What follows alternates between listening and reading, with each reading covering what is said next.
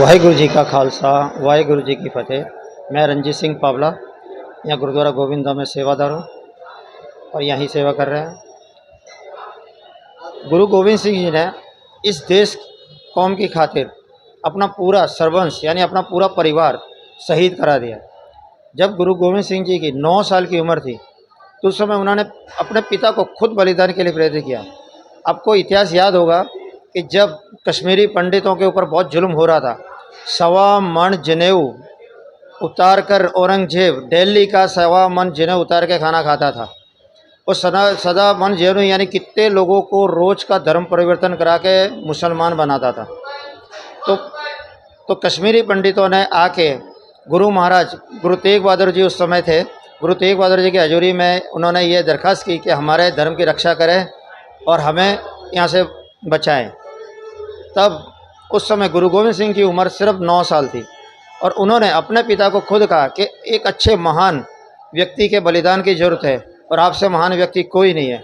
इस हिसाब से उन्होंने गुरु तेग बहादुर जी को शहीदी के लिए भेजा और गुरु तेग बहादुर जी खुद चल के चांदनी चौक में पहुँचे और चांदनी चौक में वहाँ पहुँचने पर उन्होंने औरंगजेब की सेना ने उनको गिरफ़्तार किया और उनको कई तरह के तसीहे दिए गए, कई तरह के डरावे दिए गए। पर उनको ये था कि भी अगर हम गुरु तेग बहादुर जी को मुसलमान बना लेते हैं तो सारा समाज अपने आप मुसलमान बन जाएगा। ये उनको बहुत इजी टारगेट लगा और उनको ये नहीं मालूम था कि उनका पाला गुरु तेग बहादुर जी से पड़ा है। तो गुरु तेग बहादुर जी ने बोला, हमको किसी धर्म से कोई बैर नहीं, जो अपना धर्म पाल रहे हैं उसको अपना धर्म पालने दीजिए, इसमें हम किसी को कोई रोक टोक नहीं है। पर वो जालिम सरकार नहीं मानी और उन्हें औरंगजेब ने वहाँ शहीद करने का हुक्म दिया।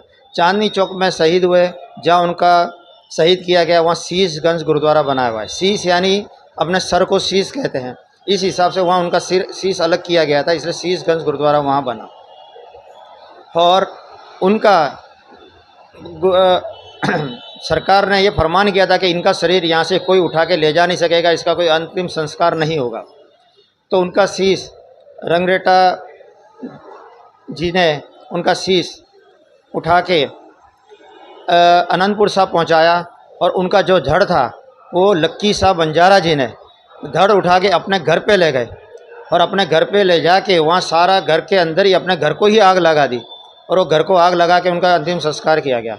वहाँ आप देखिए अभी वहाँ गुरुद्वारा रकाबगंज बना हुआ है और गुरुद्वारा रकाबगंज के अंदर ही लक्की साहब बंजारा हॉल बना हुआ है।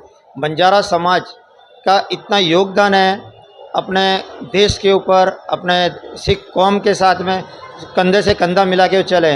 पर हमें ये अफसोस है कि बंजारा समाज आज अपना इतिहास भूलता जा रहा है। जो आदमी अपना इतिहास भूल जाता है या जो कौम अपना इतिहास भूल जाती है वो कौम ख़त्म हो जाती है। तो हमको अपने इतिहास के साथ जुड़ना है और अपने इतिहास को तुम जुड़ के रहोगे, अपने बच्चे को जोड़ के रहोगे, अपने परिवार को जोड़ के रखोगे तो अपनी कौम जिंदा रहेगी। तो मेरी बंजारा समाज से ये खास रिक्वेस्ट है कि आप जुड़िए गुरु गोविंद सिंह जी के साथ में। जिस तरह आपने पहले चलते थे इसी हिसाब से आप चलिए और देश कौम का नाम ऊपर करिए, ये हमारी रिक्वेस्ट है। गुरु गोविंद सिंह जी ने अपने 4 साहिबजादे शहीद कराए हैं। 2 उन्होंने चमकौर की लड़ाई में शहीद कराए और 2 छोटे साहिबजादे आज की तारीख 26 तारीख दिसंबर को उनके 2 छोटे साहिबजादों को औरंगजेब का जो था वजीर खां, उसने उसको मौत का आदेश दे के उनको जिंदा जीवारों में चिनगा दिया गया। तो कहने का मतलब यह है कि भी देश कौम की आज़ादी के धर्म परिवर्तन करे बना, अपने अपने धर्म पर चलने का सबको अधिकार था और उनके ऊपर ये जोर था कि आप इस्लाम कबूल कर लो, हम आपको राजे बना देंगे।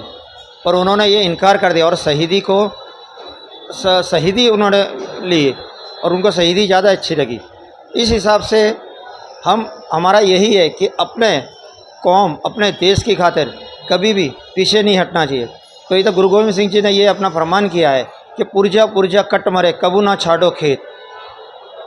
तो इसी हिसाब से इसी चलने से अभी सिख कौम भी इसी तरह से चल रहा है और उसी को मद्देनज़र रखते हुए सिखों को ये आदेश है कि ना तो हम जुल्म करना है आपको और ना जुल्म सहना है।